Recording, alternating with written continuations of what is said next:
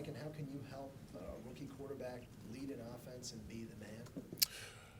I think the biggest thing is just communication. You know what I mean? Being out there on the field, being available to these guys, telling them what we're seeing, asking them what they're, what they're seeing, what they're expecting of us, is the biggest thing. Just having an open book and keeping those doorways open. Popping in their meeting room. Sit in some of their meetings, and just listen to them. Exactly what they're seeing, what they're feeling, and ways that we can, as receivers, as a group, make their job easier.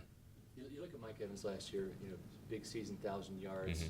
This franchise in the past has had a couple of receivers have great rookie seasons and then sophomore slumps, and that's happened around the league too. Mm-hmm.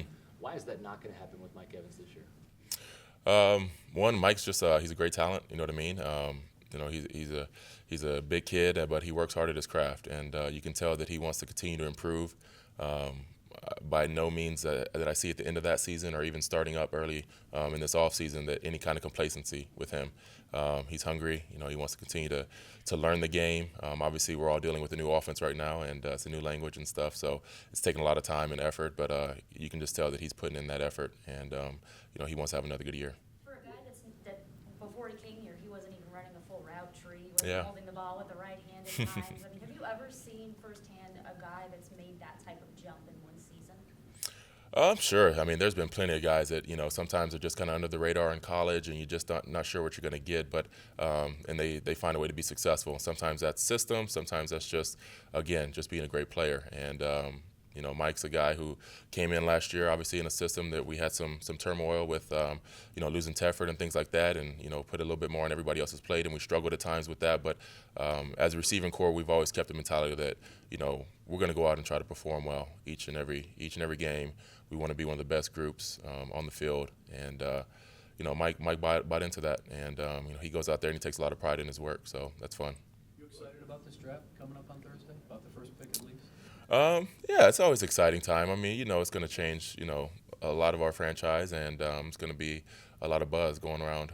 Having that first pick is rare. You know what I mean? You don't get a lot of those every few years. So I think it's going to be exciting. You know what I mean? Whoever it is and however it works out, we're going to get them in here and we're going to get rolling. We're excited about who we have in this building already.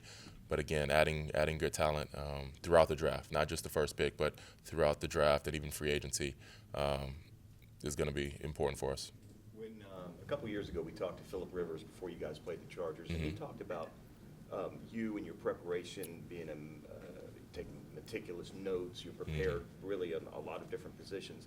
Is that something that you've seen Mike maybe follow your lead on? I mean, when people talk about leadership, Right. Is that something that you pride yourself on? Is it something that you've seen some of these other receivers kind of take from you? Yeah, I think the best thing that I can do is lead by example, and I've always been that way. Each and every year, I come into a season, no matter what success I've had in the past, I treat it like I'm a rookie. You know what I mean? I gotta learn everything again, whether it's a new offense or the same offense. I go back to the basics and fundamentals, and I do take a ton of notes, and I try to learn as many positions as I can, and just understanding the real whole concept of what are the running backs doing, what are the tight ends seeing.